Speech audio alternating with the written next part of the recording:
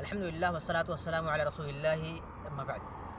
محترم ناظرین، ایک بار حضرت ابوبکر رضی اللہ تعالیٰ عنہ اللہ کے رسول صلی اللہ علیہ وسلم کے پاس آئے اور کہا، اللہ کے رسول صلی اللہ علیہ وسلم مجھے کوئی دعا سکھلا دیں جو میں نماز میں پڑھا کروں۔ اللہ کے رسول صلی اللہ علیہ وسلم نے کہا، ابو بکر کہو،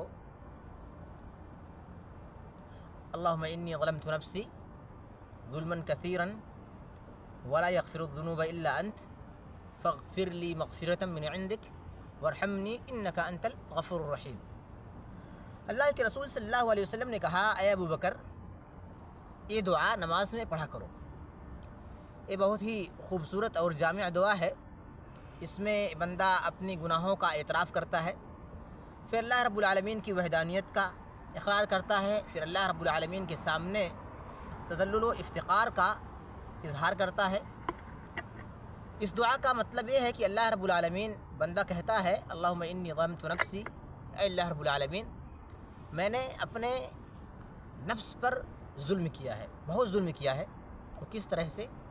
تیری نافرمانی کر کے، گناہوں کا ارتکاب کر کے، معاصی کو انجام دے کر، معروف کو چھوڑ کر، واجبات کو چھوڑ کر، یعنی جو بھی گناہ ایک انسان سے، ایک مسلم سے ہو سکتا ہے، بندہ ان ساری چیزوں کا اعتراف کرتا ہے۔ اس دعا میں کہتا ہے، اللہ رب العالمین، میں نے اپنے نفس پر ظلم کیا ہے۔ ایک انسان جب گناہ کرتا ہے تو گویا کہ وہ اپنے نفس پر ظلم کر رہا ہوتا ہے، گناہ کرتا ہے، معاصی کرتا ہے، اللہ رب العالمین کی نافرمانی کرتا ہے تو گویا اپنے نفس پر ظلم کر رہا ہے۔ تو بندہ یہی اعتراف کرتا ہے، رب العالمین، میں نے اپنے نفس پر بہت ظلم کر رکھا ہے، ولا یغفر الذنوب الا انت۔ اعتراف کے بعد کہتا ہے، رب العالمین، اور ان گناہوں کو اور اس ظلم کو جو میں نے کر رکھا ہے، تیرے علاوہ کوئی معاف بھی نہیں کر سکتا ہے۔ تیری ہی ذات ہے جو بخشش کر سکتی ہے، تو ہی معاف کر سکتا ہے۔ اس میں بندہ اللہ رب العالمین کی وحدانیت کا اقرار بھی کر رہا ہوتا ہے کہ تو ہی ہے جو گناہوں کو بخشنے والا ہے، اور پھر یہ بھی کہہ رہا ہوتا ہے کہ رب العالمین، میں تیرے سامنے اپنے گناہوں کا اعتراف کر کے، میں ایک حقیر بندہ افتقار اور تذلل کا اظہار کر رہا ہوں تیرے سامنے، اور تجھ سے تیرے فضل کا امید کرتا ہوں۔